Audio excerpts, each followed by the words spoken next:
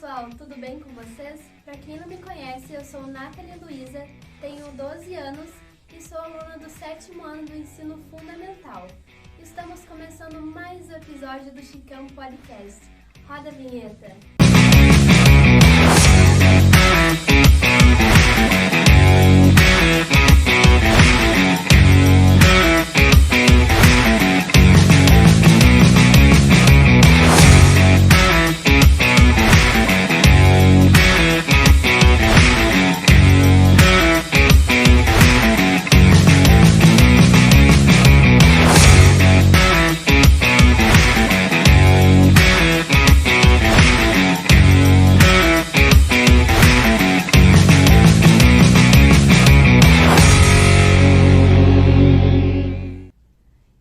O entrevistado de hoje é juiz da Vara da Família aqui do Fórum de Mafra.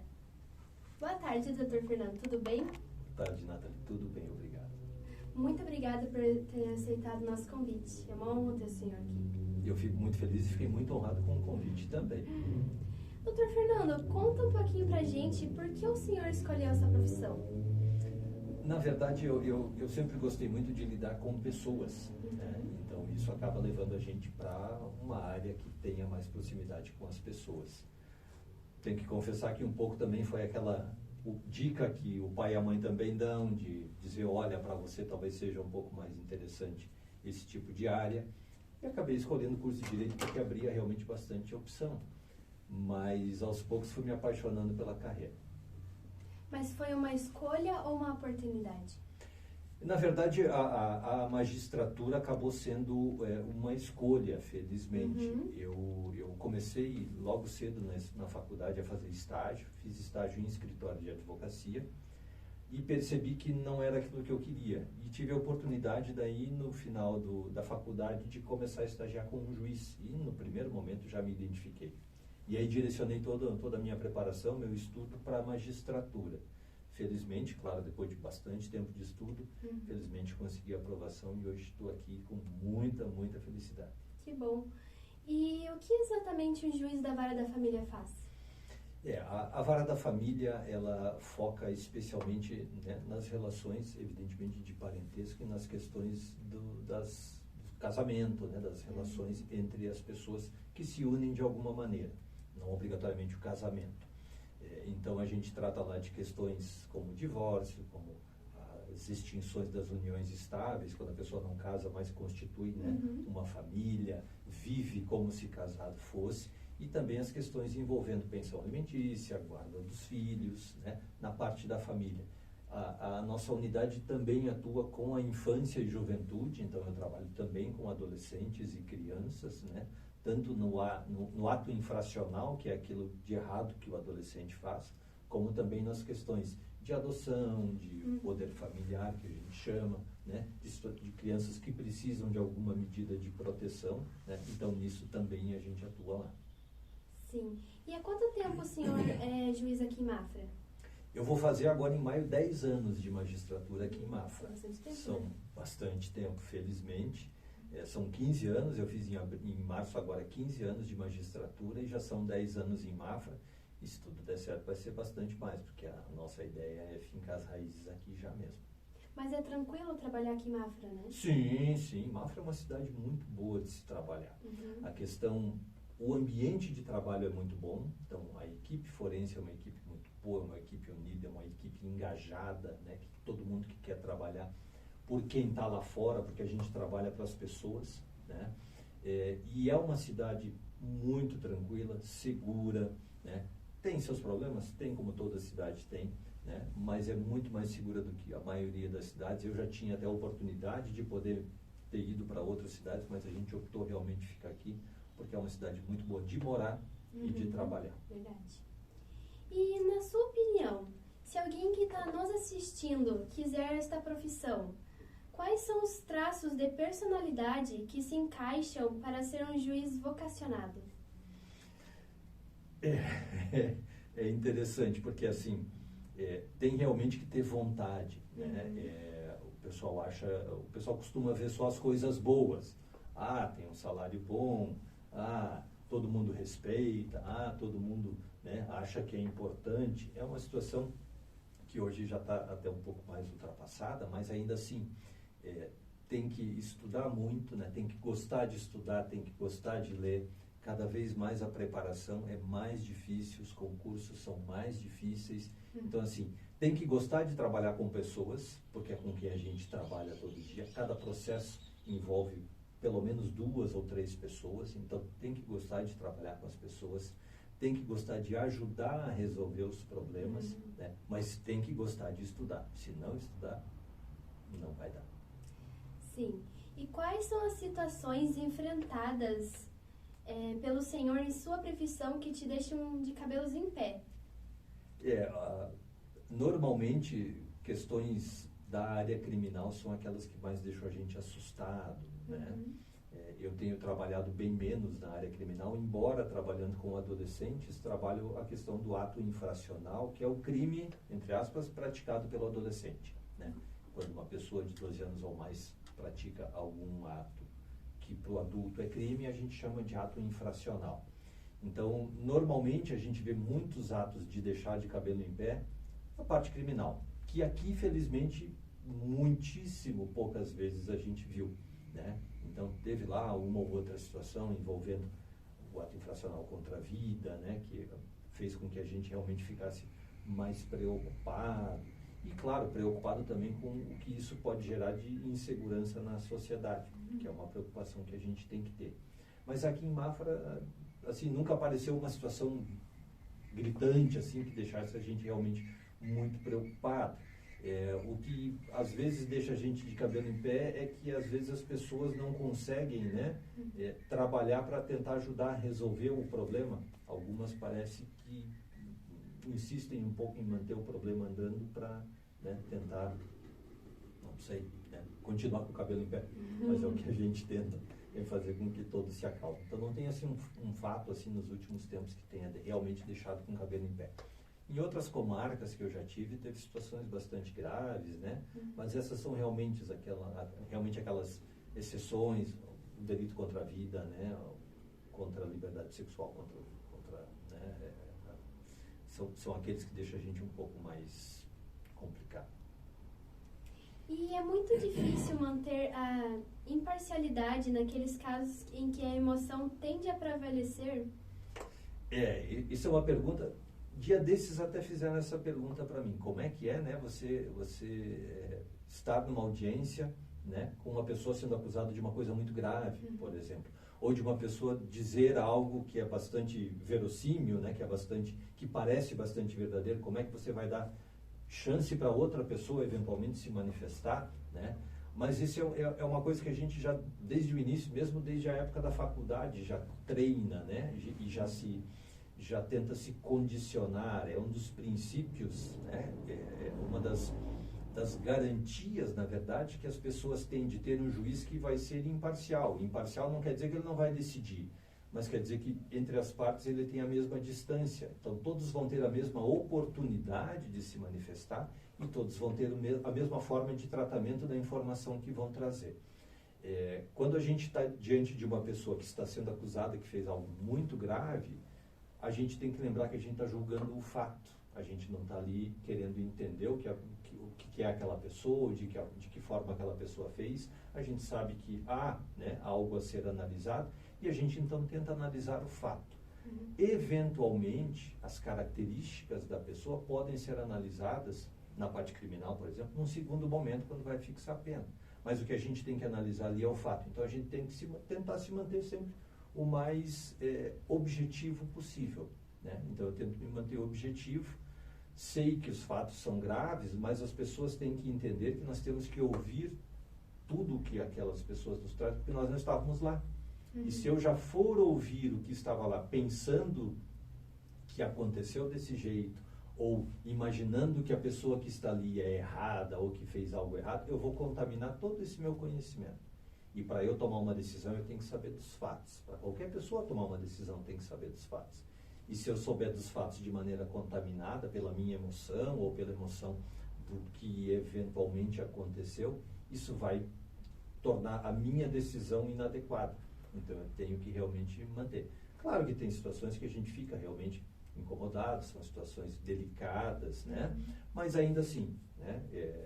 Sentar e entender que nós estamos ali para tentar, né, apurar aquilo que aconteceu, que as partes vão nos trazer, né? Então, que as pessoas vão trazer para a gente poder daí, a partir daí, tomar uma decisão mais adequada. Então, nem sempre é fácil, né? Mas tem que sempre ter esse exercício, senão fica mais difícil poder dar uma decisão correta. Verdade.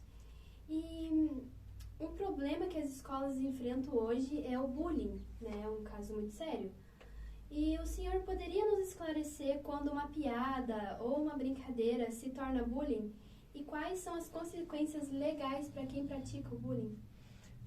O bullying é sempre um assunto muito bom de se tratar. As pessoas precisam entender, precisam conhecer e, evidentemente, precisam evitar.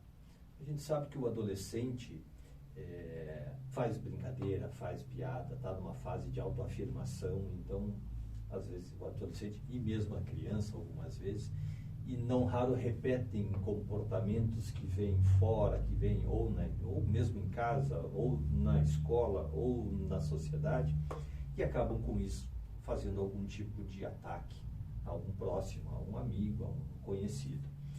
O bullying tem essa característica de ser uma repetição de vários atos, de ser uma continuidade, de ser aquela coisa de ficar em cima, de ficar no pé, né? Tanto que a própria lei que regulamenta o bullying, o juiz tem que falar de lei, não adianta, né? Mas tem uma lei lá de 2015 que fala do bullying e ela traz bastante claro isso, que tem que ser uma coisa reiterada.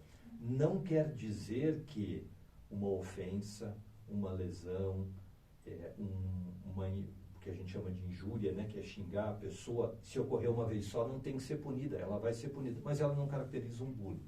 Se isso acontecer com frequência, se isso acontecer com base contra a mesma pessoa ou de uma forma reiterada, isso sim caracteriza o bullying, né? Então, assim, eu xinguei o meu colega, isso já é errado.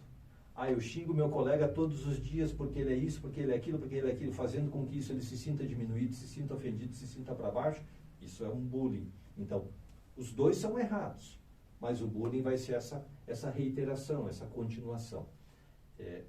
Seja para quem faz uma vez, seja para quem faz várias vezes, ele pode responder, se for um adolescente, como um ato infracional.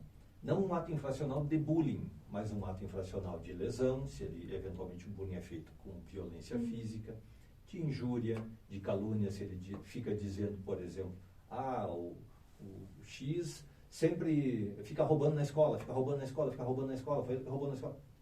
Isso tudo é um bullying, né, feito com base em acusações falsas, né, e isso é errado, mas ele vai responder não por crime ou ato infracional de bullying, mas por ato infracional de calúnia ou eventualmente difamação. Então, assim, tudo é errado, né? Ele pode responder também na parte de reparação de dano, então, a depender da situação, o bullying está causando lesão nessa criança, ele vai eventualmente poder ser responsabilizado, não ele, mas os pais, porque afinal quem tem a guarda de uma criança, de um adolescente é responsável por ele, e os pais têm a guarda naturalmente. Então, assim, os pais vão ser responsabilizados pelas despesas que essa criança tiver, ou adolescente, pelo tratamento eventualmente que seja necessário para ele, pelos danos morais que eventualmente forem causados em razão desse sofrimento.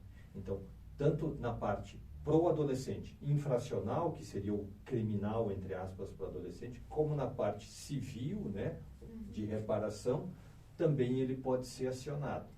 É claro, a gente sempre, é sempre importante a gente, quando fala de bullying, lembrar que quando a gente vai fazer alguma coisa, a gente sempre tem que pensar como é que eu me sentiria se alguém fizesse isso para mim. Hoje se gosta muito de falar na palavra empatia, né? A empatia a gente já fala há muito tempo dizendo assim, faça para o outro aquilo que você gostaria que fizessem para ti, ou não faça para o outro o que você não gostaria que fizessem contra ti. Então, assim, é muito importante a gente ter essa noção, porque algumas vezes o bullying começa dessas brincadeiras, dessas bobagens que às vezes os adolescentes acabam, né, iniciando, e isso vai pegando e vai continuando e realmente se torna um bullying. Então, a partir do momento em que você quer fazer alguma coisa para brincar, provocar, de alguma forma dar uma, entre aspas, infernizada num colega, pense assim, poxa, mas se eu estivesse no lugar dele, eu ia gostar que fizessem isso comigo? Se eu estivesse no lugar dele, eu ia achar como eu estou achando, que é só uma piada? Uhum. E a partir daí, se você achar que você não gostaria que fizessem isso contigo, também não faça com ele. Esse é o principal ponto. Aí, com isso, a gente vai trabalhar para que o bullying seja diminuído e, se tudo desse certo, no mundo ideal, absolutamente afastado. Mas é uma situação que tem que ser debatida, e tem que ser debatida na escola, em casa, no grupo de amigos, os amigos que detectam alguma coisa, cuidar para que eventualmente isso não se repita. E lembrar que não é só a vítima do bullying, mas também o autor do bullying tem que receber algum tipo de tratamento, porque aquilo também não é certo. Mas, de toda forma, nós temos que focar especialmente em quem é a vítima do bullying. Uhum. E o senhor acha que o mundo está mais violento dos anos para cá? Ou a mídia está mais presente e repercutindo mais? Eu acho que os dois. Né? Eu acho que realmente a gente hoje tem uma cobertura de mídia, e quando a gente fala mídia, acho que dá para entender que não é só a mídia, é a rede social, são os aplicativos de mensagem, que dão muito mais vazão. E mais, hoje a gente tem muita informação a respeito dos nossos direitos e tem cada vez mais políticas para proteger as pessoas que precisam de mais proteção.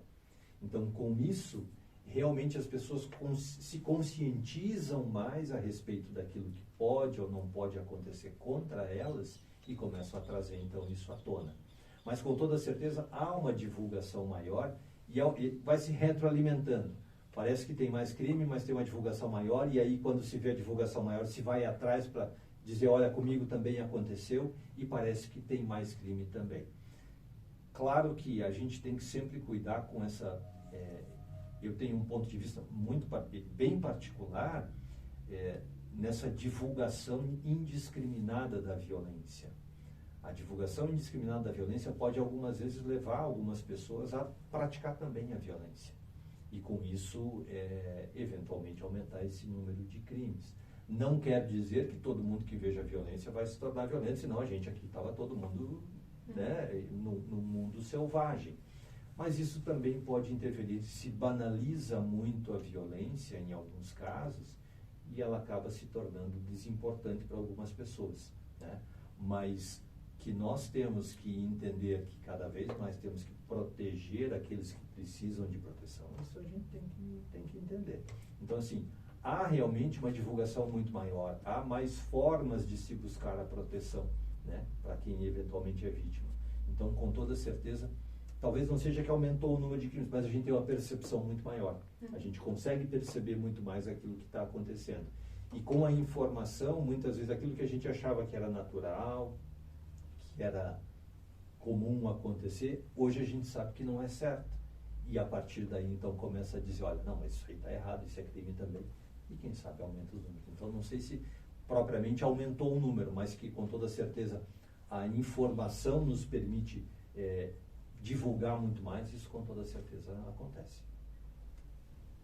E, de acordo com Charles Darwin, o homem é o fruto do ambiente onde ele cresce.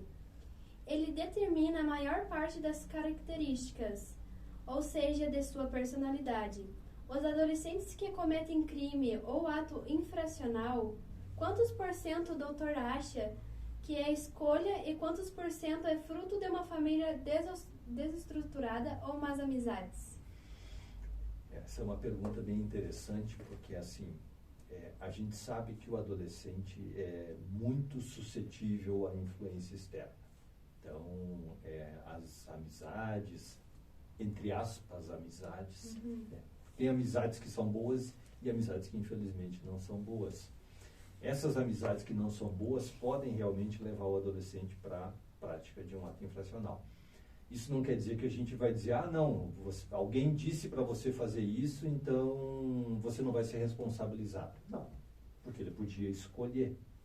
Ele pode ter sido orientado, sugerido, ele pode ter sido de alguma forma influenciado para fazer aquilo, mas quem tomou a decisão foi ele, né? Então, assim, não é porque eu tenho um amigo ruim que eu vou ser ruim, não é porque eu sou ruim que o meu amigo vai ser ruim, né? Então, tem sim a influência externa, tem, infelizmente, os efeitos de um núcleo familiar que não garante a proteção necessária, que não garante a orientação, e isso, infelizmente, não leva o adolescente a fazer uma coisa errada, mas fragiliza o adolescente de uma maneira que ele fica mais suscetível. Então, se o adolescente já é mais suscetível de fazer coisas erradas e mais de receber influência dos outros, quando ele não tem um apoio positivo, quando ele não tem um apoio que dá força para ele, é muito mais fácil aquele que quer fazer alguma coisa errada levá-lo para fazer a coisa errada. Então, tem influência sim. Eu confesso assim, eu não tenho um dado estatístico preciso, né? Mas não dá para dizer que seja um valor, um número muito grande de adolescentes chegam lá e dizem assim, não, eu fiz isso porque a turma quis, ou eu fiz isso porque, né, estava envolvido com uma turma que costumava fazer isso. O que infelizmente tem sido bastante comum é o uso de substância entorpecente, e isso sim acaba levando, embora não só seja um ato infracional em si, mas também acaba levando, às vezes, para mais atos infracionais. Mas, no geral, assim, não dá para dizer que aqui haja um número significativo de adolescentes que chegam para lá e dizem, eu fiz isso porque para satisfazer a turma, né? Então, são realmente decisões deles. Eles é que tomam essas decisões. E nós lemos um artigo aqui na escola que foi nos dado para discussão. E o título é A Geração que Tudo Idealiza, mas Nada Realiza. Segundo a reportagem, nós estamos consumindo muita informação e menos conhecimento. As pessoas culpam o uso excessivo do celular em nosso dia a dia. O senhor concorda com esse título do artigo?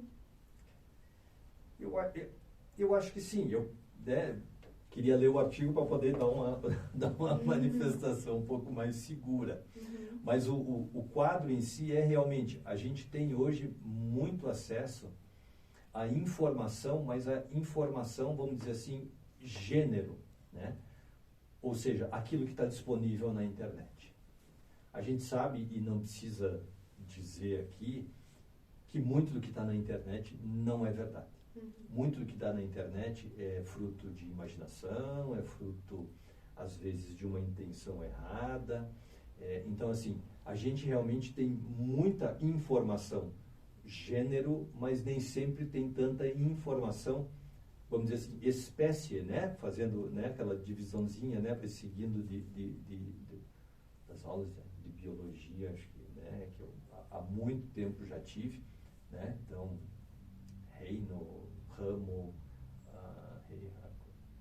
classe, ordem, família, gênero e espécie. Então, assim, a gente tinha até os mnemônicos para poder decorar essas coisas, assim, algumas coisas a gente consegue lembrar ainda. Então, assim, a gente não tem muito a informação espécie, ou seja, aquela informação que é informação mesmo, né? Muitas vezes a gente tem acesso a uma informação que já é comentada, mas comentada com um viés, né? Eu gosto disso, então eu vou comentar sobre isso. Esse eu não gosto, então eu vou comentar sobre isso. E a gente acredita que aquela informação seja uma realmente informação, mas não, ela é uma informação com um posicionamento da pessoa. E acaba buscando mais informações gênero, né, que vão fazer com que a gente se sinta cada vez mais apoiado, né? Então, assim, que a gente tem muita informação, tem realmente. Que a gente usa muito o celular, usa realmente.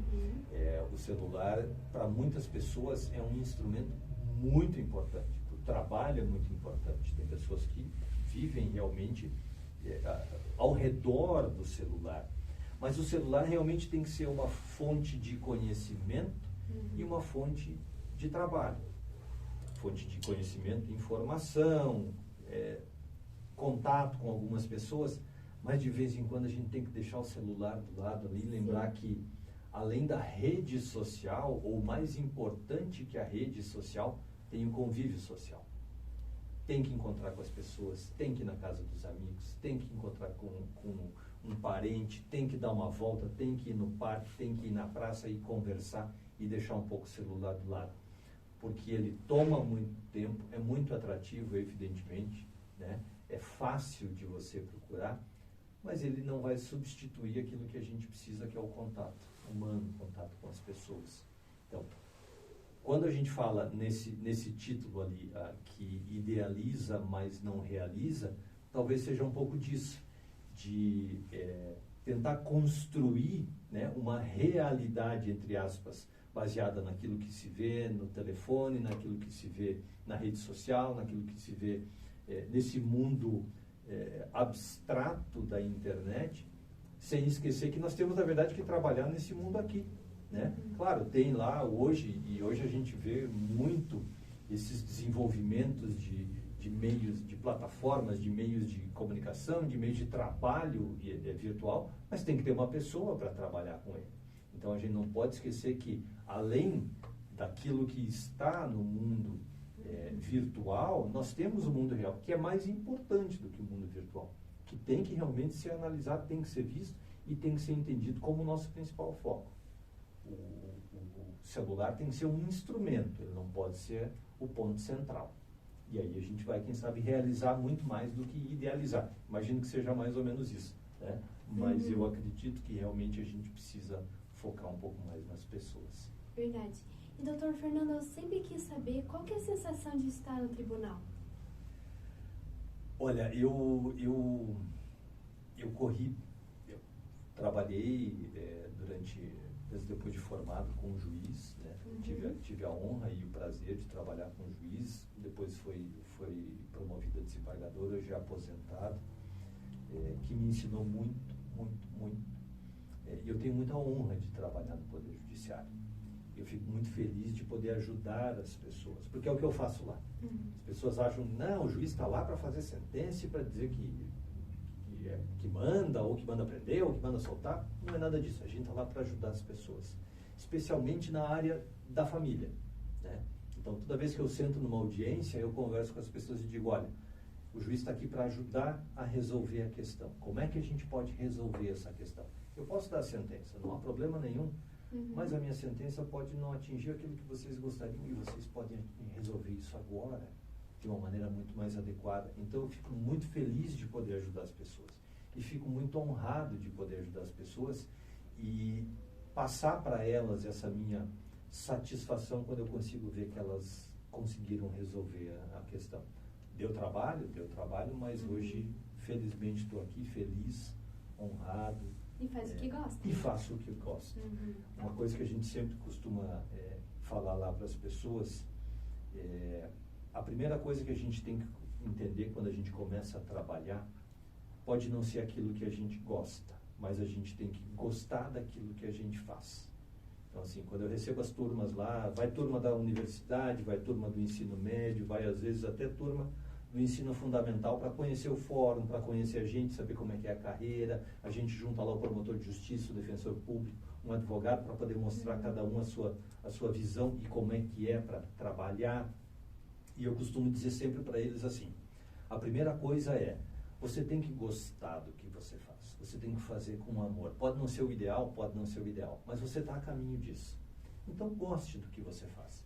Mas quando você faz o que você gosta, porque é diferente gostar do que faz e fazer aquilo que gosta, fazer aquilo que você entende que nasceu para fazer, isso é muito recompensador. Isso é muito... preenche a gente, deixa a gente muito feliz. E eu faço o que eu gosto. Ser juiz, assim que eu descobri que realmente a magistratura era o que eu queria, depois de entender que outros ramos não eram, eu não quis mais nada da minha vida. E sempre disse, olha, eu vou ser juiz, vou fazer magistratura, vou ser juiz estadual, porque é o que eu gosto de fazer. Então, eu hoje faço o que eu gosto. E isso completa a gente de um jeito que, meu Deus do céu, muito bom. Muito bom mesmo. E já que a gente está falando de tribunal, eu tenho uma perguntinha surpresa para o senhor. Opa, vamos lá. O senhor, com todo respeito, tá? O Por senhor favor. que é um homem de presença, um homem bonito, já recebeu uma cantada no meio da audiência? Não. Felizmente, a gente mantém, né, sempre obrigado pelo elogio, em primeiro lugar, evidentemente. Mas a gente sempre busca manter e sempre tem, né, essa contrapartida, essa prestação de um momento da audiência, por mais que eu particularmente seja muito aberto, muito franco, né, muito informal na maioria das vezes, né, mas a gente sempre tenta manter esse respeito, né, essa cerimônia que tem um pouco o ato. Teve uma situação que foi bastante interessante, logo que eu tinha entrado na magistratura, fazia 1 ano e pouquinho que eu estava, eu fiz uma audiência com uma das testemunhas era uma senhorinha, com todo o respeito, bastante velhinha, e quando ela se sentou na minha frente, ela olhou e disse assim, nossa, mas esse menino que é o juiz?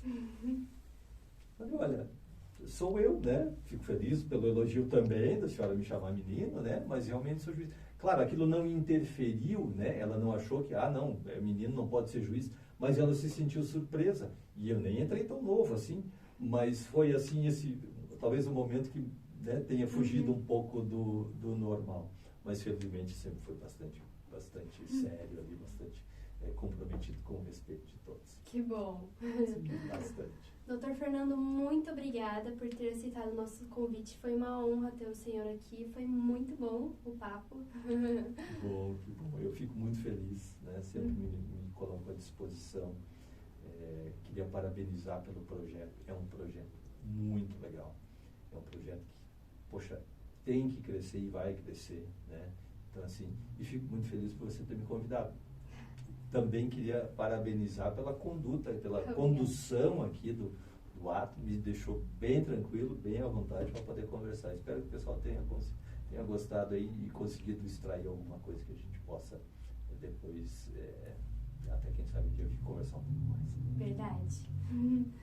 Então, pessoal, esse foi o vídeo de hoje. Espero que vocês tenham gostado.